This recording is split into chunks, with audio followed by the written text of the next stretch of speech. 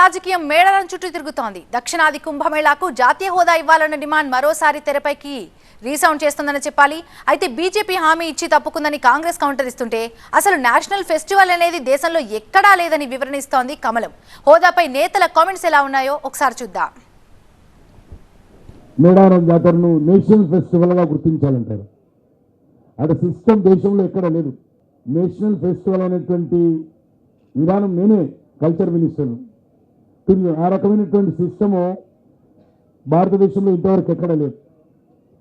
కాబట్టి కొంత అది అనవసరంగా అది అక్కడక్కడ కొంత సోషల్ మీడియాలో జరుగుతూ ఉంది.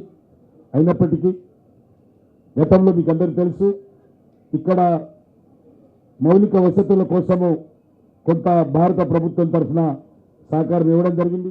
ఈరోజు జాతీయ అంతర్జాతీయ స్థాయిలో ప్రఖ్యాతిగాంచిన సమ్మక్క సారలమ్మ జాతరని జాతీయ పండుగగా ప్రకటించమని కోరుకున్నప్పుడు కేంద్ర ప్రభుత్వం నిర్ణయం తీసుకోకపోయినా పర్వాలేదు, కానీ మరి పత్రికల్లో చూసిన కేంద్ర మంత్రి కిషన్ రెడ్డి గారు జాతీయ హోదా ఇవ్వడం కుదరదు అని వారు మాట్లాడినని నేను పత్రికల్లో చూసిన.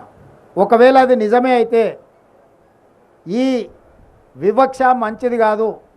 కుంభమేళాను మీరు జాతీయ పండుగ చేయొచ్చు. కుంభమేళాకు కేంద్ర ప్రభుత్వం వందలాది కోట్ల రూపాయల నిధులను విడుదల చేయొచ్చు.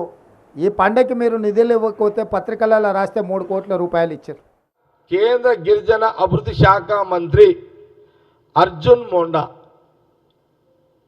సెంట్రల్ మినిస్టర్, ఈయన మరొక సెంట్రల్ మినిస్టర్ కిషన్ రెడ్డి గారు సమ్మక్క సారక్క జాతరకు పోయి అమ్మవారి సమక్షంలోనే ఇది జాతీయ జాతరగా దీన్ని ప్రకటిస్తామని చాలా స్వయంగా అమ్మవారి సన్నిధిలో మొక్కిన తర్వాత బయటకు వచ్చినాక మీడియా ముందు చెప్పిన ఇది వాస్తవం. ఈ సాక్ష్యము తెలంగాణ ప్రజలే కాదు, అక్కడ అమ్మవారు సమ్మక్క సారకులు కూడా సాక్ష్యం. మళ్ళీ ఏమన్నాడు, మేము జాతీయ పండుగ కింద చేస్తామని చెప్పలేము అని నిన్న కిషన్ రెడ్డి గారు అమ్మవారిని మొక్కి వచ్చిన తర్వాత మళ్ళీ చెప్పిండు.